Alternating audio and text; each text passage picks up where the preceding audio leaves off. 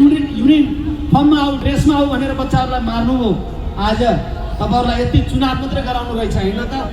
आज करप्सनको विरुद्धमा भएको आन्दोलन जेएनजीहरूको आज आएर चुनावमा टुङ्गियो।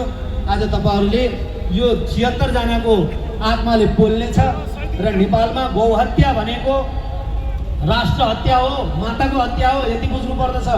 र जसले गौहत्या गर्छ त्यो गौहत्या गर्नेलाई, गौहत्या गरेर जसले गाई काट्छ त्यो गाई काट्नेलाई हामी यत्तिकै चुप लाएर हेरेर छोडेर बस्दैनौँ। हामी पनि सङ्घर्षमा उत्रिन्छौँ र नेपालमा गाई काट्न पाउनुपर्छ, मटन खान पाउनुपर्नेले गाई पनि खान पाउनुपर्छ भन्ने जस्ता यस्ता अभिव्यक्ति दिनेलाई तुरुन्त कारबाही गरोस् राज्यले। निर्वाचन आयोगले पनि यो छानबिन गरोस्, भिडियो एआई हो कि होइन रे कारबाही गरोस्।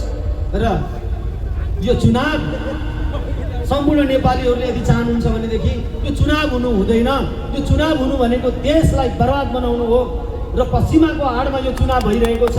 यो चुनाव रोक्नुपर्छ, यो चुनाव हुनु हुँदैन।